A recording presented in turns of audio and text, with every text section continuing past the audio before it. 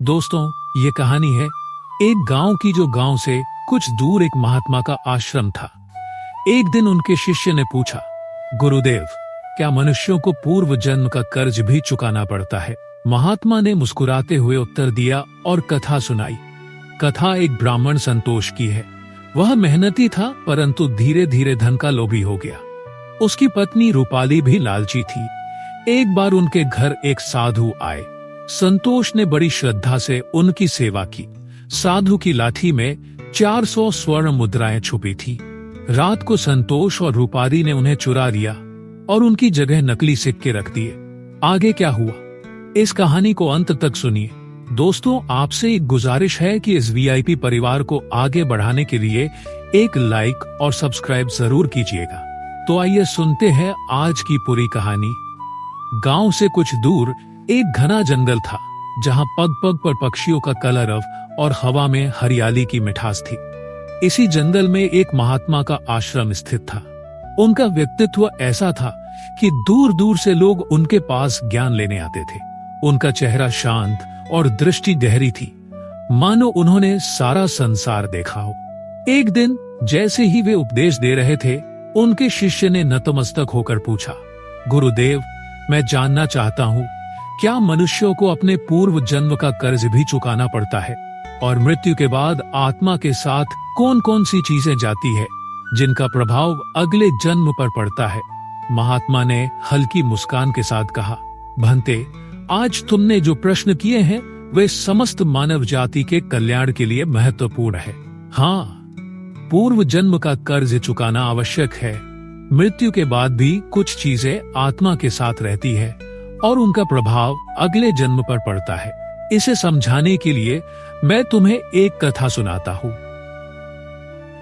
इसे ध्यान पूर्वक सुनो, तुम्हारे सभी प्रश्नों का उत्तर मिलेगा।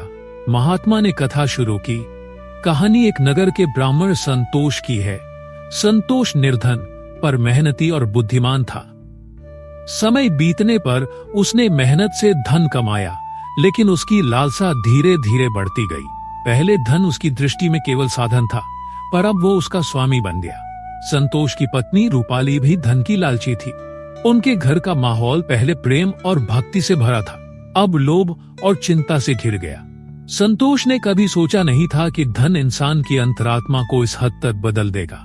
एक संध्या संतोष के द्वार पर एक साधु आए। उनके चेहरे पर अमृत जैसी मिठास और आंखों में चमक थी। संतोष का हृदय भक्ति से भर गया। उसने उन्हें बड़े प्रेम और आदर से प्रणाम किया।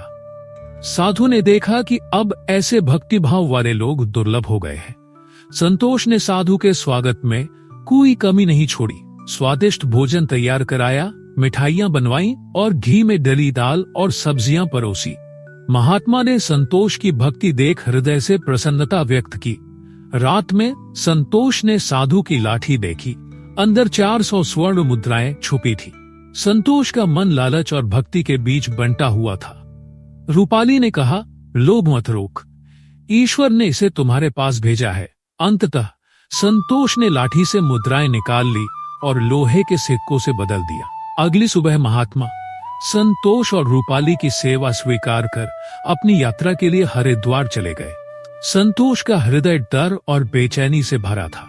उसे चिंता थी कि कहीं महात्मा को चोरी का पता न चले। महात्मा हरिद्वार पहुंचे और वहां गरीबों और साधुओं के लिए अन्नदान और वस्त्रदान का आयोजन किया।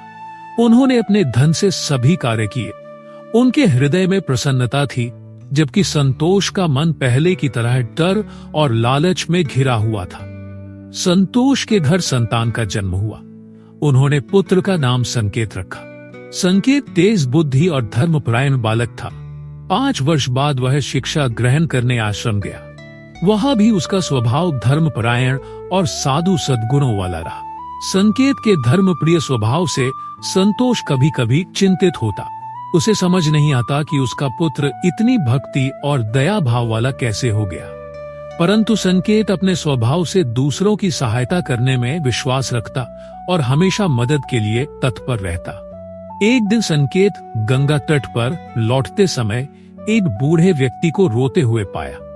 बूढ़े ने कहा कि वह आत्महत्या करने जा रहा है, क्योंकि उसके ऊपर 400 स्वर्ण मुद्राओं का कर्ज है। संकेत ने शांत और दृढ़ स्वर में कहा, महाराज चिंता मत करें, मैं आपकी मदद करूंगा। संकेत वापस आश्रम गया और अपने पिता संतोष द्वारा चुराई गई 400 स्वर्ण मुद्राओं को लाल वस्त्र में खोज निकाला। उसके हाथ कांप रहे थे, लेकिन उसकी अंतरात्मा में विश्वास था कि यह उसका धर्म है। संकेत ने यह धन बूढ़े व्यक्ति को दिया। यह वही रसोइया था जिसने महात्मा के हरिद्वार आगमन पर भोजन और भंडारे का आयोजन किया था। अब वह कर्ज और हताशा के कारण आत्महत्या के कगार पर था। संकेत ने अपना कर्तव्य निभाया और पूर्व जन्म का कर्ज चुका दिया। संकेत ने अपना कर्तव्य पूरा किया, परंतु इस प्रयास में उसकी बीमारी ने उसे पकड़ लिया। अगले दिन उसकी मृत्यु हो गई। संतोष और रूपाली को जब इसकी सूचना मिली तो उन्होंने भी दुख और निराशा में प्राण त्याग दिए। उन तीनों का अंतिम संस्कार वही रसोइया, अब मुक्त और कर्ज मुक्त, ने किया। यमराज के दरबार में संकेत को स्वर्ग मिला, संतोष और रूपाली को नरक में भेजा गया। उनके शरीर को अपाहिज कर पुनर्जन्म में कुत्ते के रूप में जन्म मिला। कथा से यह संदेश मिलता है कि जो मनुष्य अपने कर्ज और कर्तव्य नहीं निभाते, उन्हें जन्म जन्मांतर तक कष्ट भोगना पड़ता है।